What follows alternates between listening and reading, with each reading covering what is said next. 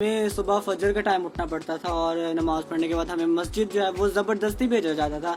वो रोते हुए जैसे भी हमने जाना, लेकिन हमने बस वो दिल पे पत्थर रख के हमने जाना, अपनी नींद को जो है वो ख़राब करके। लेकिन आजकल हमने देखा है कि आजकल ये ट्रेंड जो है वो नहीं ख़त्म हो गया है बिल्कुल। लोग जो हैं वो अब या तो मगरिब के बाद बच्चे जो हैं वो जाते हैं या तो फिर असर के बाद, यानी कि एक फजर के टाइम का जो एक चार्म होता है ना वो बिल्कुल ख़त्म हो गया है, वो ब्यूटी ख़त्म हो गई है। आपको क्या इसकी वजह नज़र आती है? पहले तो वो बात उनकी ऊपर तरबियत के ऊपर, बिल्कुल वो अपने बच्चों की तरबियत नहीं कर पाते, फिर वो खुद देर से सोते हैं, ठीक है, और साथ बच्चे भी उनके साथ जागते रहते हैं, मोबाइल पे लगे रहते हैं, बिल्कुल ड्रामास वगैरह, वीडियोस वगैरह, सोशल मीडिया को वो यूज़ करते हैं। तो जो लोग भी तू, कलम भी तू, तेरा वजूद अल किताब, गुंबद आपकी ना, रंग तेरे मुहीत में हबाब। अस्सलामुअलैकुम and a very good morning. Welcome to Jago Sahiwal programme में मैं आपका मेज़बान अमान शाहिद आपको खुश आमदीद कहता हूँ। और नाज़रीन, चूँकि रबीउल अव्वल का महीना जो है वो चल रहा है और कुछ दिनों तक बाद रबीउल अव्वल का जो है वो बाबरकत दिन आने वाला है, जिसमें जश्न ईद मिलादुन नबी सल्लल्लाहु अलैहि वसल्लम मजहबी जोश जज्बे और अक़ीदत और एहतराम के साथ मनाई जाती है। तो आज उसी हवाले से हमारा ये प्रोग्राम है, जिसमें हमें ज्वाइन कर रहे हैं पाकिस्तान के मशहूर नातख़्वां, जिन्होंने 2 से 3 मुकाबलों में पहली पोजीशन हासिल की है। और आपको बताते चलें, इनका नाम है जनाब कारी एजाज अहमद सुल्तानी, जो कि नात गो शायर हैं और अहमद अली हाकिम के शागिर्द ख़ास भी रह चुके हैं। हमने इनके साथ कुछ बातें की हैं इनके करियर के हवाले से, और हमने इनसे नात भी जो है वो सुनी है। तो हमने एक सेगमेंट रिकॉर्ड किया है जागो साहिवाल में, आपको वो सेगमेंट दिखाते हैं। कारी एजाज अहमद सुल्तानी साहब, कैसे हैं आप? आपको खुश आमदीद कहते हैं प्रोग्राम में। वालेकुम अस्सलाम व रहमतुल्लाहि, ठीक है, अल्हम्दुलिल्लाह। अच्छा बताइएगा, आपने पहली नात अपनी करियर की वो कब पढ़ी और कौन सी नात थी वो? सन 2003 में मैंने फर्स्ट नात पढ़ी और वो थी तेरा खावाओं में तेरे गीत गावा यार। कौन सी तकरीब थी वो?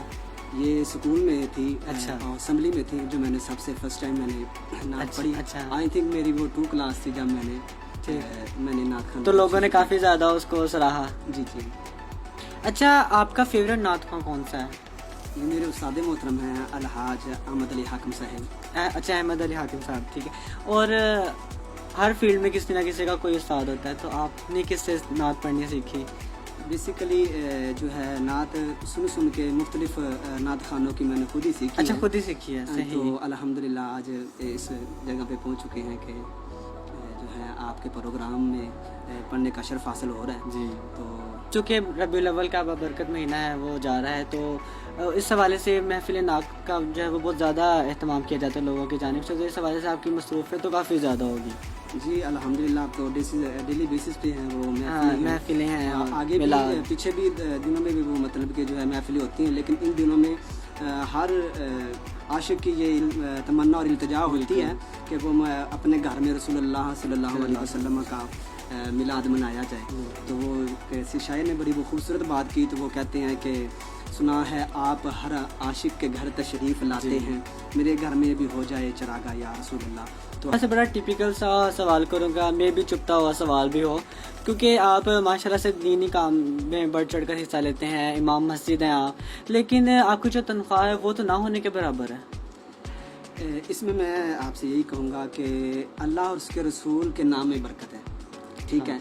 आप जो हैं किसी भी स्कूल टीचर्स को ले लें, ठीक है, इंजीनियर्स को ले लें, डॉक्टर को ले लें, उनकी 1.5 2 लाख 3 लाख उनकी सैलरी होती है।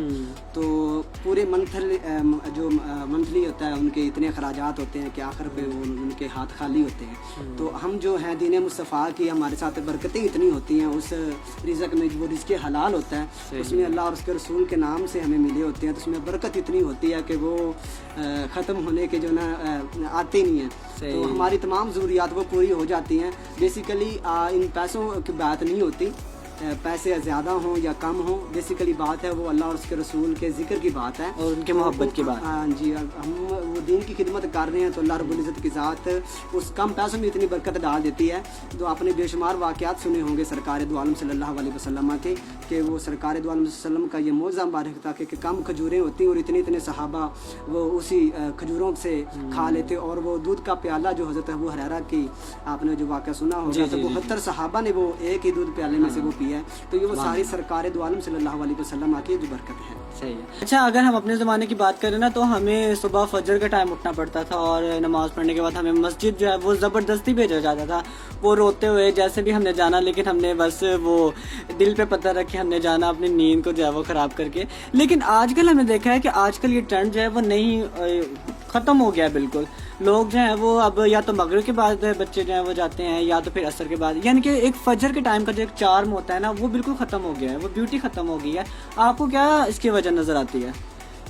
جی بالکل, آپ بالکل صحیح فرما رہے ہیں. اس میں یہ ہے کہ جو ماں باپ ہیں, پہلے تو وہ بات ان کی اوپر تربیت کے اوپر ہے. بالکل وہ اپنے بچوں کی تربیت نہیں کر پاتے, پھر وہ خود دیر سے سوتے ہیں, ٹھیک ہے, اور ساتھ بچے بھی ان کے ساتھ جاگتے رہتے ہیں, موبائل پہ لگے رہتے ہیں, ڈراماز وغیرہ ویڈیوز وغیرہ سوشل میڈیا کو وہ یوز کرتے ہیں. تو جس کے برعکس وہ رات 2-2:30 بجے وہ جاگتے ہیں. وہ اس وقت مطلب جاگ رہے ہوتے ہیں جب اللہ کی رحمت کا دروازہ بازار ہے وہ کھلتا ہے, تب وہ سو جاتے ہیں.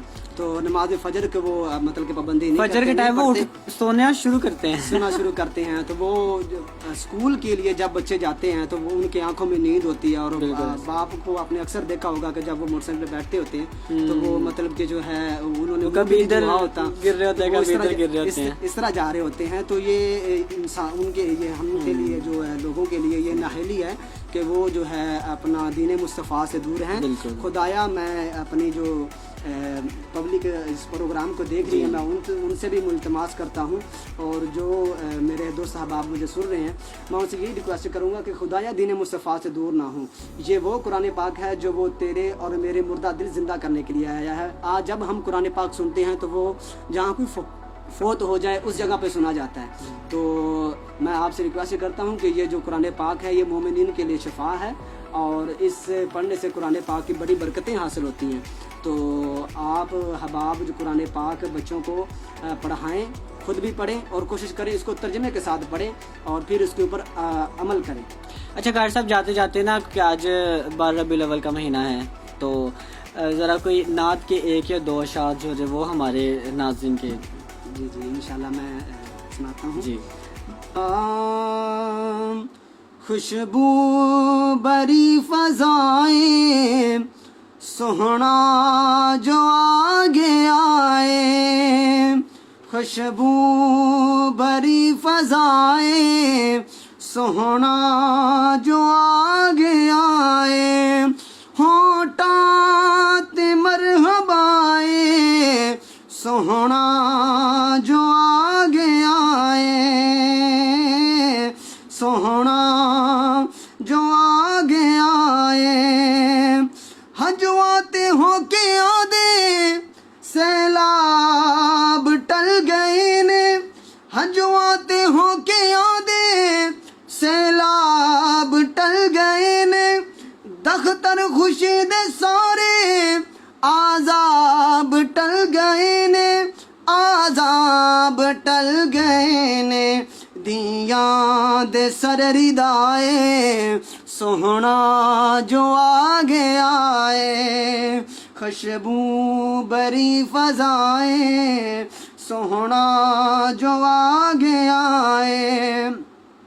اور حاکم وچالے دامن نا سنگ خدا دے کولو, حاکم وچالے دامن نا سنگ خدا دے کولو.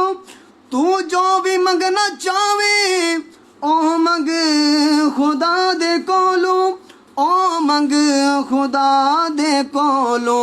اج مہرباں خدائے سوہنا جو آگے آئے, خوشبو بری فضائیں سوہنا جو آگے آئے, ہونٹات مرحبائیں سوہنا جو آگے آئے. جزاک اللہ, ماشاءاللہ بہت خوبصورت نعت احمد علی حاکم کی آپ نے پڑھی ہے. تو بہت شکریہ آپ کا قاری صاحب, آپ نے پروگرام میں ہمیں قیمتی وقت دیا ہے. اور ناظرین آپ سے میں انشاءاللہ اگلے ہفتے جاگو ساہیوال میں دوبارہ پھر سے کروں گا ملاقات. تب تک کے لیے اپنے میزبان امان شاہد کو دیجیے اجازت. اب ویری گڈ مارننگ, اللہ حافظ.